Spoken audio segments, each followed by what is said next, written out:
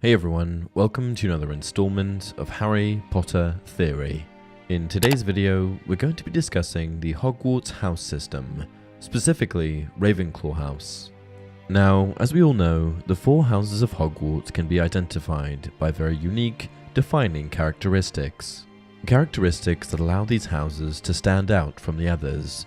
Hufflepuffs are known for their loyalty and hard work, Gryffindors for their bravery, Slytherins for their cunning, and Ravenclaws for their knowledge and wisdom. Of course, I am talking in generalizations here, but if the sorting hat is anything to go by, it's reasonably fair to summarize the houses based on the traits it preaches. The sorting hat does sort students into houses, after all. Or yet in wise old Ravenclaw, if you've already mined, where those of wit and learning will always find their kind. Okay, so the houses can be recognized by defining attributes pertaining to traits of the house, but that's not all that distinguishes them. If you're any kind of Harry Potter fan at all, then you'll know that each house is also represented by specific colors, and of course, most important to this video, an animal which is unique to the house. This is first referenced in the Philosopher's Stone, before Harry has even had a chance to step foot on the Hogwarts grounds. Turning the envelope over, his hand trembling, Harry saw a purple wax seal bearing a coat of arms, a lion, an eagle, a badger, and a snake surrounding a large letter H.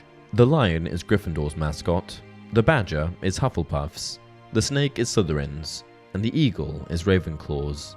Lions have historically represented courage and power, so it seems an obvious choice for Gryffindor House. Snakes have long held the reputation of being cunning, so again, it seems like an obvious choice for a house mascot. Hufflepuff and the badger is a little more complicated, but based purely on my own speculation, I'd say that it's probably something like this.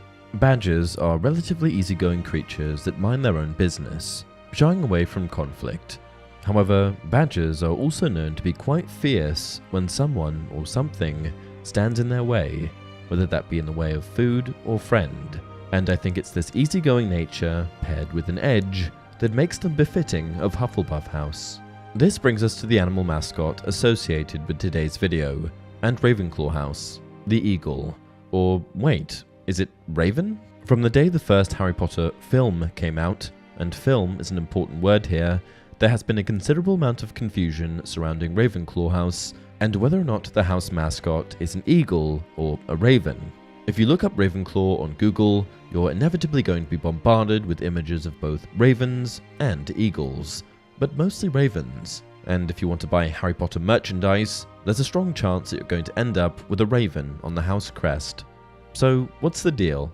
Well, as we know, the book is true canon, and when it comes down to a matter of book versus film, the book should always be prioritized above its theatrical counterpart. Yes, in the film the house is represented by a raven, and the colors are blue and silver, but in reality the real Ravenclaw, the original Ravenclaw, and the book Ravenclaw is represented by the colors blue and bronze, with an eagle serving as its mascot. This is proven by several passages in the books, including the one I mentioned earlier.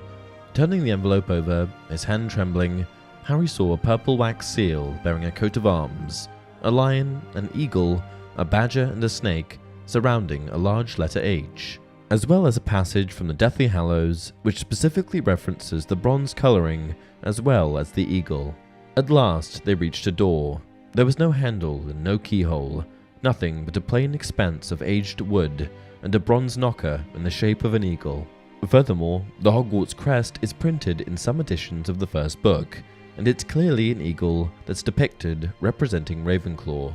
Given that the official colours and mascot of the house were effectively replaced with unofficial substitutes, it has prompted many Harry Potter fans who identify as Ravenclaws to become vocal about the misrepresentation of their house. It's also never been made entirely clear why the switch was made for the films. Why go from bronze to silver? Why go from eagle to raven? Well, I suppose one argument that could be made, at least as far as colour is concerned, is that blue and silver simply worked better on screen. But that doesn't explain the raven. I think the simplest explanation here is that filmmakers simply felt that a raven should represent Ravenclaw House, and that an eagle representing Ravenclaw might confuse fans. However, if we dig into the name Ravenclaw a little deeper, then it's not unreasonable to infer that Ravenclaw is referring to black claws or black talons, as raven also means black.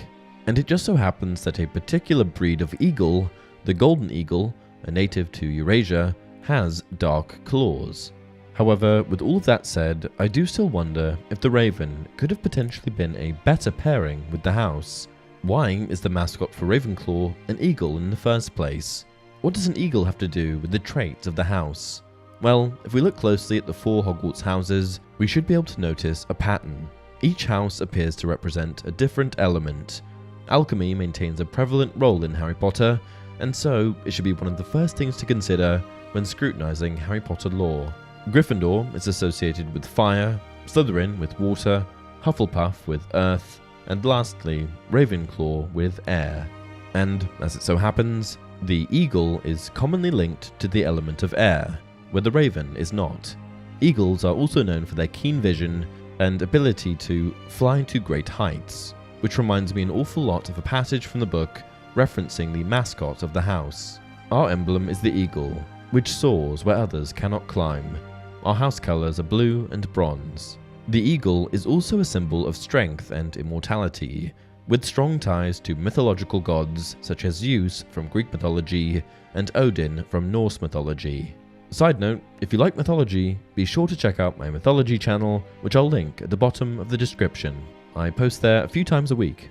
Above all else, however, the eagle's historical representation of wit, intelligence, and high spirit are perhaps the overarching attributes that caused it to become the symbol of Ravenclaw House. Though one could argue that a raven also represents these things, particularly intelligence, it's also important to note that they are also associated with traits that bear a more negative connotation, like cunning and manipulation. The raven is a more ominous symbol, and for House Ravenclaw, this type of characteristic just doesn't fit. One final note, just because Rowena had Raven in her name, it certainly doesn't mean that her house mascot had to be a raven. The same way Gryffindor's mascot isn't a griffin, Hufflepuffs are Huffle, or Slytherins a Slither. The founders' names were products of devised alliteration, and I don't think that J.K. Rowling, at any point, felt that these names would have to be connected to the house mascot. And that's it for this video. If you enjoyed the content, please be sure to like the video and subscribe to the channel. What do you guys think of the raven and eagle being confused? Are you a Ravenclaw? Comment below. Until next time, remember, it does not do to dwell on dreams and forget to live.